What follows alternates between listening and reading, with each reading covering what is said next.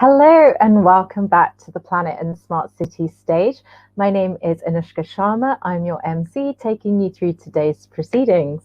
Our next session is going to be about financing and designing net zero cities. Please do get involved and send your questions for our next panel. You can do this on the Hopin app. And if you're online, also use the hashtag CogX 2021. I'm delighted to welcome the moderator of our next session. His name is Mark Watts, and he's the Executive Director of C40 Cities. Mark, welcome to CogX. Welcome, and the floor is yours. Thank you, Anushka, and hello, welcome everybody to Financing and Designing Net Zero Cities, part of the CogX Festival. As Anushka said, I'm Mark Watts. I'm Executive Director of C40 Cities Climate Leadership Group. It's a network of 100 mayors of the world's greatest cities who come together well over a decade now to deliver urgent action on the climate crisis. And it's a real pleasure to welcome you all. So just by way of background, before I introduce our two fantastic speakers today, context here, of course, is science, and a science which tells us that we need to radically and rapidly cut our emissions, more than half globally by 2030 to avoid runaway climate breakdown. That's a target that the mayors at C40, along with many other cities around the world, have been focused on for some time now, and they need to be, because cities are responsible for 70% of global emissions. Over the next 40 minutes or so, we're going to be exploring how the role of design, data, AI, other advanced digital technologies can help build the next generation net zero and fairer carbon cities that we all want to see. From my point of view, coming at this from a network of cities from C40, this is very much the right time. We're in a really pivotal moment where there's both a political change that means it's really possible to focus on stopping climate breakdown, most critically the change in the president in the US, but also unprecedented levels of public investment, albeit responding to another crisis, the COVID pandemic, that gives us a once-in-a-generational opportunity to reshape our economies, reshape our societies, and of course, through that public investment, crowd in hugely bigger amounts of private investment and innovation. And that's what we're calling for at C40, which is to make this the moment that we create a green and just recovery from the pandemic that creates a green and just society for the future, ending all public subsidy for fossil fuel and focusing all of our stimulus on a green and caring society. So to discuss around those broad issues and the extraordinary technological advances that really allow us to conceive of such a radical thing, which is to halve our global carbon emissions in less than 10 years, I'm joined by two really fantastic speakers. And first, I'm going to go to Will Cavendish, who's got an incredible range of experience achieving change in areas all digital, but across health, across education, energy, climate, growth, innovation, a stellar career at UK government, and now leads digital services at the incredible design and engineering firm Arup, where he supports clients to take advantage of the transformation that's possible through digital and other technologies. Will, the floor is yours. Oh, thanks so much, Mark. Thanks for that introduction, and lovely to be with everybody today to talk about this topic. I guess, you know, when we think about the state of our world at the moment, we are absolutely in a climate crisis, and obviously, you know, all of us are thinking about how we tackle that. And when anybody ever asks, you know, what part of the menu should we choose or prioritize to sort of combat climate change, particularly in our cities, you know, my general answer is everything possible. You know, everything on the menu we're going to need to do to get to that 50% reduction by 2030 and to sort of net zero by 2050. But I have come to believe, and particularly with greater evidence over the last sort of 12 to 18 months, that the pathway to net zero can really run through digital. Digital, you know, can be a significant enabler of significant reductions in carbon above and beyond what we might already have thought was possible. So that's true in all aspects of our work in cities, how we design them, what we use to build them, how we operate them, whether we choose to demolish bits or reuse and refurbish them, how they work as systems. I think our evidence now is that probably 20 to 40% of reductions in carbon emissions are possible, using digital at the heart of our plans, above and beyond what we'd otherwise have thought would have been the case. So let me talk through a few examples of that, just to give a sort of flavour of what I mean. When we're thinking about designing cities, I think about a piece of work that we Arup did in Shanghai, where we faced the challenge of designing a whole new urban wastewater system. Traditionally, that would have been a completely sort of concrete system, frankly, to take water from one place to another, which is a major issue for Shanghai because it floods and suffers enormous, damage because of that. Rather than do a traditional project, we chose to use a combination of satellite data and machine learning to train models to identify really micro features of the city landscape, and then use that to design a nature-based solution to the challenge. Using green and blue infrastructures as well as grey infrastructures to make a far better and more ecologically friendly and more sustainable solution to the challenge of designing a city wastewater system. And that not only was it cheaper, because nature-based solutions cost a lot less than concrete, but we think it reduced carbon emissions by 30% over what would otherwise have been the case. Likewise, what we choose to build with, that's a huge issue, and people are increasingly aware that cement and steel contribute about 20% of all of global emissions. So our materials, the materials we build within cities, are hugely important. So again, we've been using really advanced digital structural models to design in different ways using different materials. And we've just recently done some work in Holland using concrete and timber to design a 11-story high-rise building that uses 50% less carbon, embodied carbon, of course, in this case, than would otherwise have been used. That is a very, very significant reduction, and embodied carbon remains such a critical challenge. How we operate cities, we've been doing work with the city of Boston to look at how they can best get to net zero energy in Boston through a combination of interventions, projects, technologies, both in buildings and elsewhere. And that's a really complicated thing for us, when you're thinking about city scale. Just trying to model and understand that is a real challenge, and it's a challenge frankly for human brains that can't keep all of those different options in our heads at the same time. So we've been deploying evolutionary algorithms in order to find the best pathways to net zero for a city like Boston. And again, that achieves 20 to 30% more carbon reduction than would have been the case over a 10-year period than if we'd used traditional techniques. So the power of machine intelligence in that case is being added to the power of human intelligence to find better and quicker and cheaper pathways to net zero than would otherwise be the case.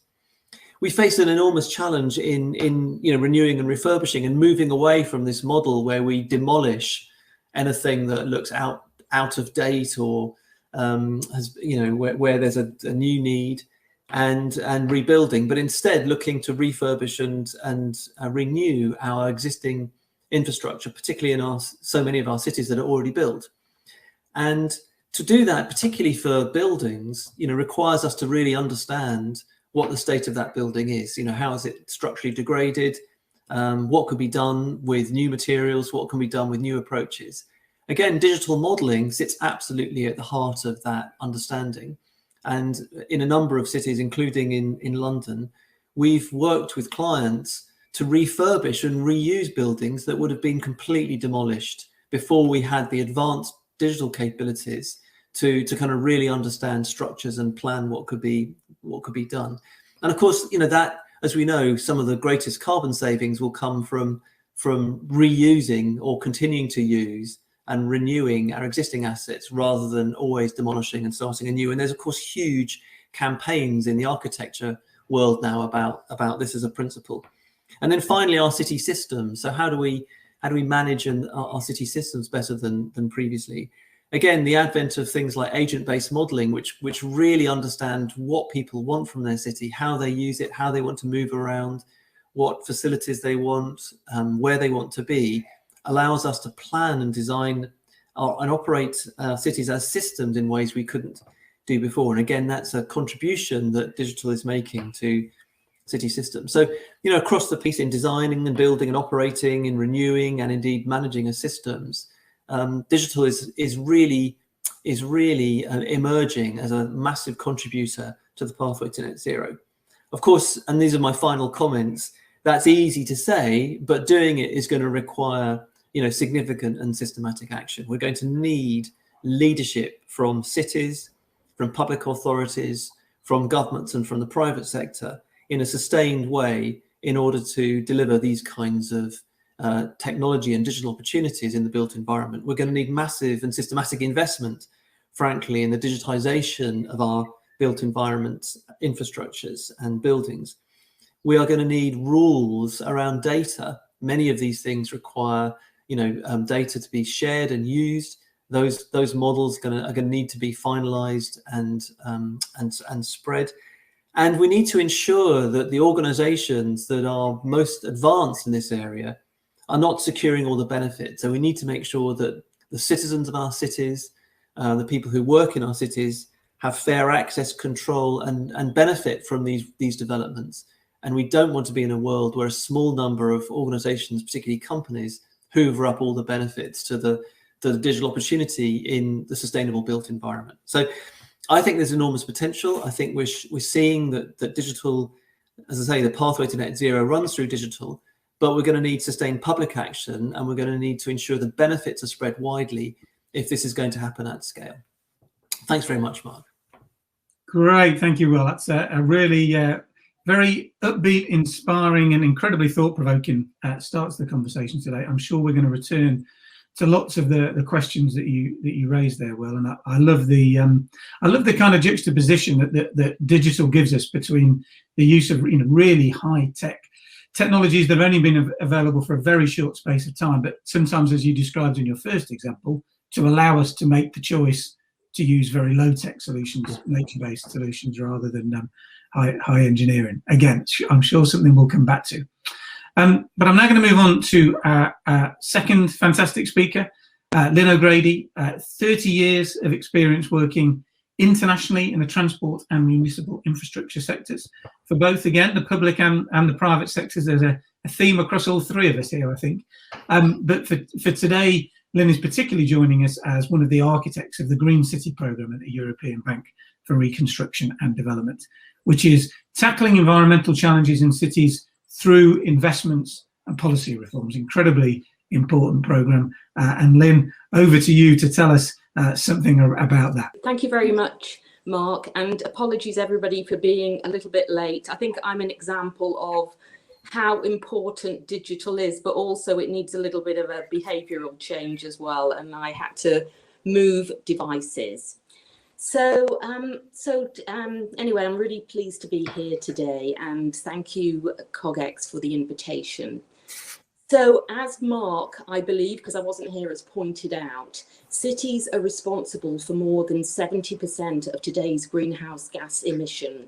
And over the next 3 decades, nearly 70 million people will join the global urban population on an annual basis. And this is practically a new United Kingdom of city dwellers every year. So simultaneously, as acknowledged by many, the next 3 decades are also going to be defined by rapid decarbonisation. And it's clear cities therefore will be at the forefront of these efforts. And in that context, I am therefore really pleased that EBRD is taking an active role in promoting climate action in cities through, as Mark has already mentioned, EBRD Green Cities programme. So this program was launched five years ago, and it was on the back of the 2015 Paris Agreement. And the program focuses on identifying cities' most pressing climate challenge and promoting action through targeted investments and policies.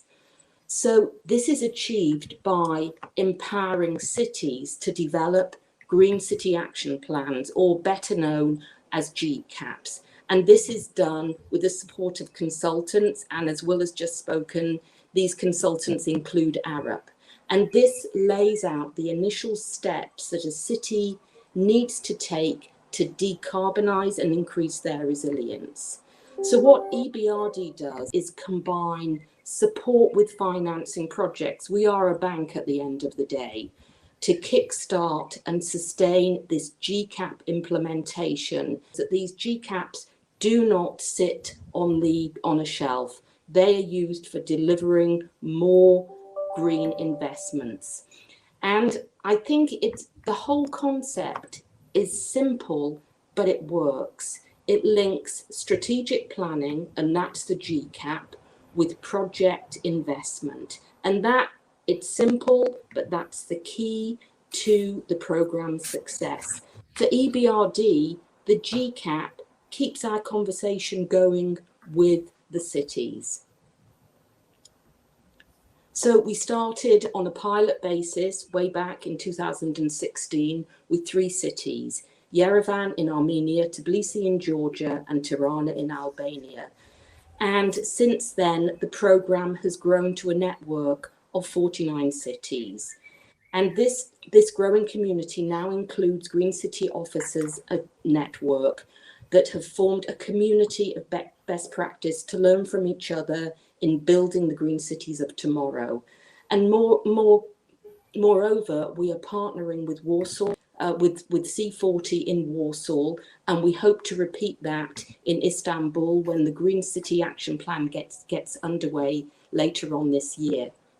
Just to give you a few numbers to get a sense of the scale beyond the network size. So since its inception, 800 million euro has been invested in direct financing of 43 projects, and in total, the program constitutes an amount of 3.3 billion, which includes concessional financing from the Green Climate Fund and the Clean Technology Fund. And just going back to this net zero, in total, these projects amount to an annual CO2 savings of 762,000 tonnes, which is equivalent each year to taking 165,000 cars off the road. So Green Cities has impact. And these projects include electric buses in Batumi, which is in Georgia, and Sofia in Bulgaria. It includes the thermo retrofit in buildings in Valbrich in Poland, and new wastewater facilities in Skopje in Northern Macedonia, and a whole raft of varying municipal investments. And I'm pleased to say there is much more to come. The programme has recently been updated to respond to the changing needs of cities as they come out of the COVID-19 pandemic. And going forward, well, of course, the programme will, of course, continue to lead on green, but there will be far more emphasis on digital. I mean, Will stressed how important digitalization is for our future cities. There will also be more emphasis on integrating renewable solutions. There will be more emphasis on nature-based solutions, harnessing the private sector and equal opportunities so that no one will be left out. So EBRD through the EBRD Green Cities programme has a key role to play in decarbonisation of cities over the next 10 years. And I think EBRD is getting it right. So thank you, and back to you, Mark. Thank you so much, Lynn. And I can certainly attest to your kind of assumption EBRD is getting it right. In fact, I think, very, very notably, EBRD has been one of the few multilateral funding agencies that has specifically focused on cities as an opportunity and worked directly with city governments, which we are going to need very much more of if we're really going to deliver this halving emissions by 2030. And that link between putting in place a really clear plan for how to decarbonise to then be able to attract and bring in investment is one we very much share it from my work at C40. I wonder, in just trying to bring out some of the things that you both raised there, and turning to you first, Will. It's we're focused here in the discussion on the decarbonisation, that goal of halving emissions in a decade, but particularly in the context of the pandemic, much more of a focus also on the tremendous inequalities in most of our societies, and that building back better needs to mean both green and just. And what's the role of digital services in this? And I guess what are the how do we overcome some of the barriers? I was listening to a lecture by Vandana Shiva last night, the great Indian environmentalist and farmers' women's rights activist, and she was kind of really down on the kind of the big Western technocrats who think that we can solve the problems that we've created of climate change through technology, and ignore the existing problems of inequality. But I think in the vision that you espouse, Will, and that Arup is based around is much more bringing those two things together. How do you do that in your work? So look, I think it would be sort of too Pollyanna-ish to say that everything's going to be solved through technology, and that technology orients or gravitates towards greater equity. Neither of those things are true. As I said, in terms of the climate crisis, it's an all of the above menu. I just think digital is a significant part, it's a significant dish on the table, as it were. But with regard to bringing together our green ambitions and our equity ambitions with technology and digital, I think there's a very important, shaping role for public agencies. I think that, if public agencies are looking to design those solutions in ways that meet the needs of people at the same time as cutting carbon, I think there are significant opportunities there. But I think it's a conscious choice, and I think cities and the agencies inside them have to do that. I mean, I was very struck recently by a World Bank event I was part of, where the digital minister from Rwanda was present, and he gave a number of examples of the way in which the move to digital in a place like Kigali has actually made transport more accessible. It's made it cheaper, made it more available for people, and using things like cheap contactless through very straightforward mobile phones has actually opened up transport systems, urban transport systems, to wider users. But that's something that's been consciously designed in, that's been something that's consciously been planned. And I've mentioned a couple of examples, and Lynn's talked about, has given many other cases where the design of programs actively seeks to bring the best of digital technology to solve those problems consciously and actively. So I would say that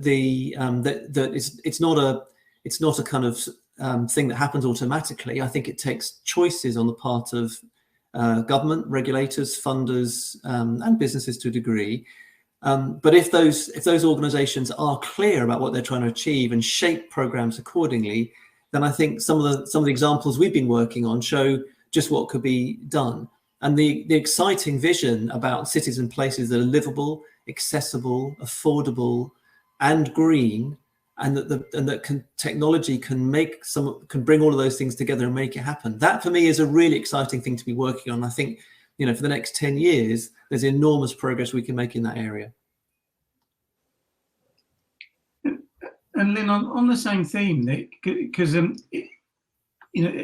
for digital services really to be empowering and reduce inequality, improve equity, then I guess there's the first step, isn't there? That in order to have great machine learning, you've got to have some data for that to input into that machine, and that's often where the inequality can start. But I think in the programs you're designing, that's partly what you're really helping cities with, isn't it? Getting to that kind of base level of being able to have good data, make a clear plan that can then attract investment. Just tell us a bit more about how that works now you overcome those barriers. Yeah, I mean, something that I didn't include was a key component of these Green City Action Plans is stakeholder engagement. So it's, first of all, it is this making sure that nobody is left out, and the actions included in the Green City Action Plans, they will be discussed with the city, of course, with government and officials, but also with citizens, with citizens as well. So I think just being inclusive and all-encompassing is a very important feature of the whole GCAP process. So just on the specifics of digital, and I mentioned that we are now integrating digital into the GCAP process, and we now include a smart maturity assessment to see how ready a city is to adopt digital solutions. And through that, the actions are defined which suit the needs of the city. And second, we can support to help cities on their way.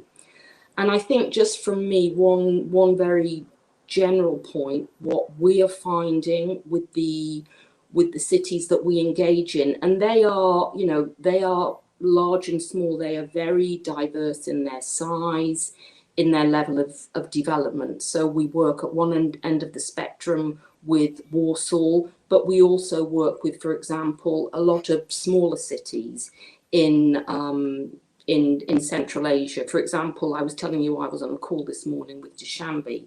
The interest in digital, it's there. There is so much interest. There is so much that EBRD as a bank can do to promote that solution and also to support it.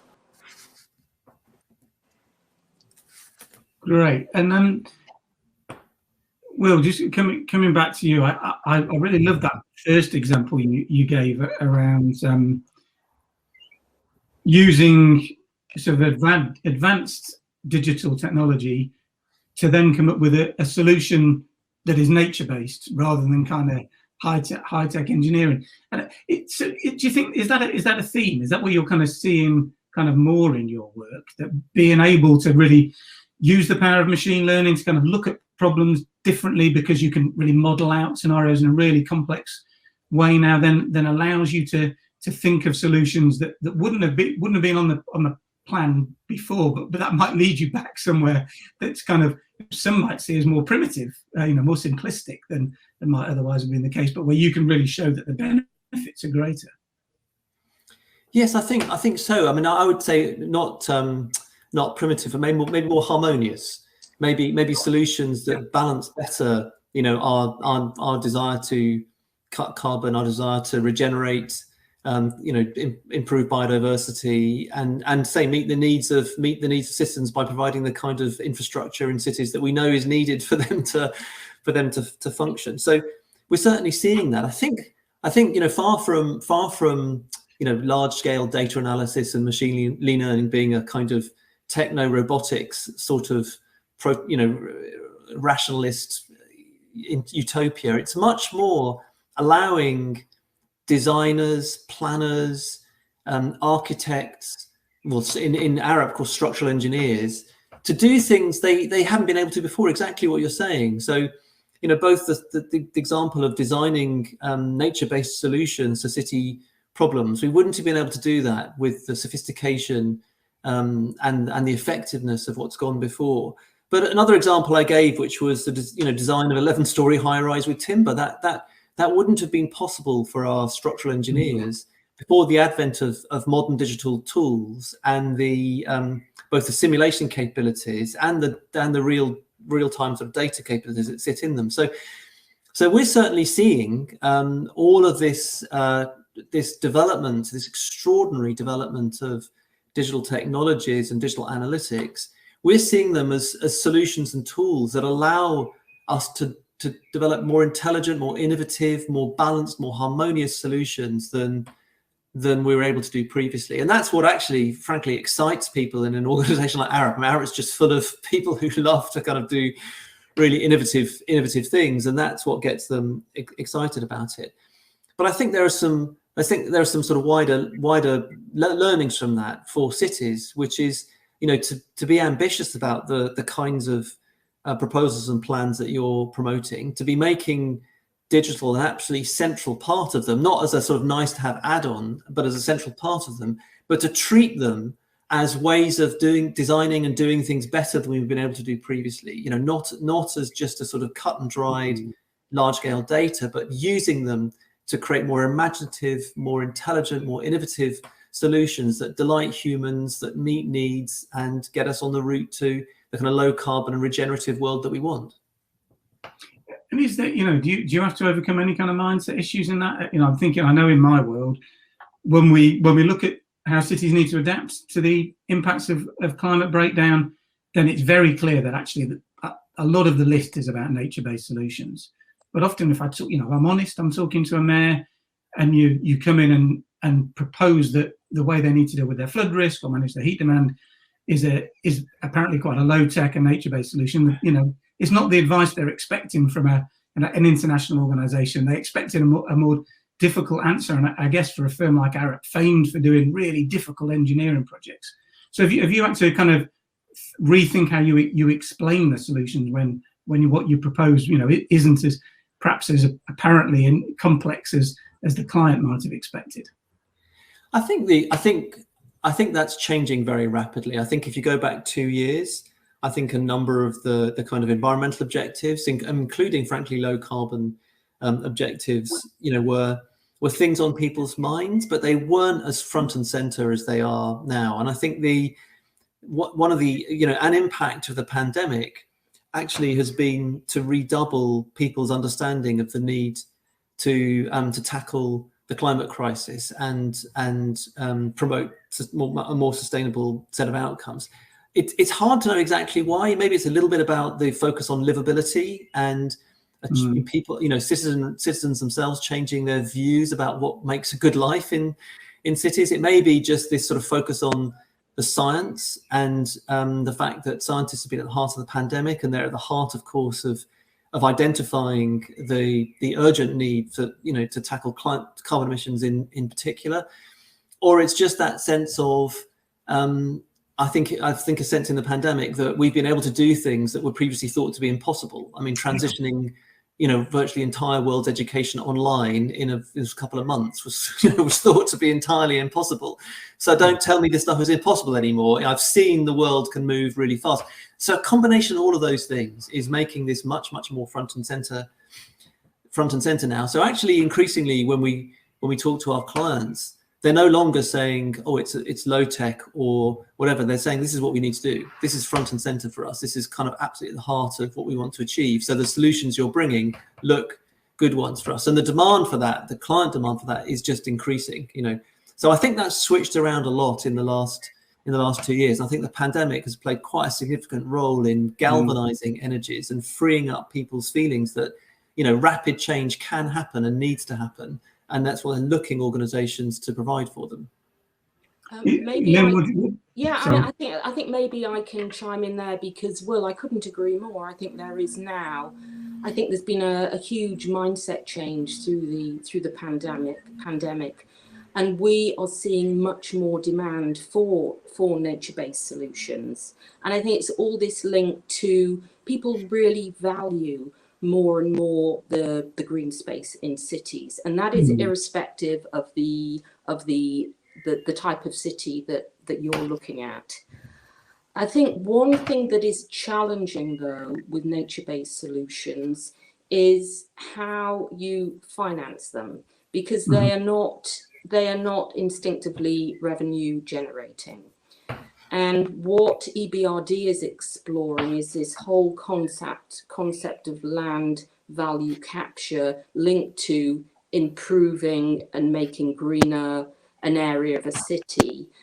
And another aspect is, I talked about mobilizing concessional funds And for EBRD to promote these type of investments, the grant support and concessional loan support that we are able to mobilize from organizations like the Green Climate Fund, like the Clean Technology Fund, are all important to act as the catalyst, because I think that push is what is required at the moment. You know, on both scores, you can really see the kind of the change in the perception of what's possible as a result of the pandemic. But and I think a real sea change around the role of nature-based solutions. But exactly, I agree, Lynn. We've now got to win the finance argument. We must go to some of the questions coming in from people watching. And I think, Lynn, this one's really for you. Are there real-time examples of financing designing net zero cities taking place right now that we can observe and learn from? Well, you talked about some earlier, but maybe you'd like to add to your example list. Mark, when we had our pre-discussion, I said that I wanted to talk about Dushanbe because I was on a call with them this morning, and it was so. I found it so inspirational how the Green City Action Plan was really changing how the city was investing. And in terms of real-time examples, we are financing there a new district heating system for the city, which is all linked to the Green City Action Plan. Going forward, there will be investments in electric transport and also in improving Dushanbe's solid waste. So there are, that's just one city in Central Asia, and where all the investments are linked to decarbonisation. Fantastic. And for those not familiar, this really is, fantastic and unusual to have an approach of a bank really going in this systematic way and supporting the city through to finance. We're coming to the end of our time, so I feel I should give both of you just a kind of chance for some final thoughts. I guess the obvious one is we've been talking about what's changed as a result of the pandemic, but also the big challenge that the halving emissions in a decade. What's the big thing that you feel you can do now that you perhaps couldn't have done a year ago and are really excited about in your work? Will, you first? Well, I think when we think about the transition to net zero, in a sense, we kind of know how to solve it in transport, right? We need to get electric and get hydrogen. I know this is very crude, so please don't scream and shout at me, but we know how to do it in transport. We definitely know how to do it in energy. The thing we don't need how to do it is in buildings and construction, which still contributes, between 30 to 40% of our carbon emissions. So for me, the big opportunity is of continuing to really make progress on practical models for how we decarbonize the buildings and construction sector, which contributes probably 10 or 20 more times carbon than aviation. And that's still an unsolved problem, and it's one we need to crack, now. So I'm looking forward to and very excited about all of the innovation that's taking place in that area, and how we can, as I said, how we can make sure that the buildings and construction sector is really part of this big shift and this big approach to tackling the climate crisis that we need. And the mounting number of kind of allies, partners, organizations, governments, regions that are focusing in this area and working in this area gives me quite a lot of confidence that we're going to do it. But I think it's going to take a lot of energy, innovation, and the best of our thinking to try and crack it together. Well, you can certainly add C40 to that partner list, and Absolutely. One of the things we've really looked at is both the opportunity for the emission reduction in the building sector, but also the job creation potential, and that's Absolutely, right yes. top of mind, obviously, of our mayors at the moment. Lynn, you have the final word. What's the big thing you think you're going to be able to do now that you might not have been able to do? I think I am lucky, and the Green Cities team are lucky, because we have a instrument which is up and running and delivering, and it's clearly linked to cities and it's linked to decarbonisation. And I'm looking forward to using this and expanding the Green Cities network. I think we have something that it's basically operational now, and it's ready to roll out further. So I'm really excited about the next couple of years. Great. Well, that's a wonderful and very positive way to end.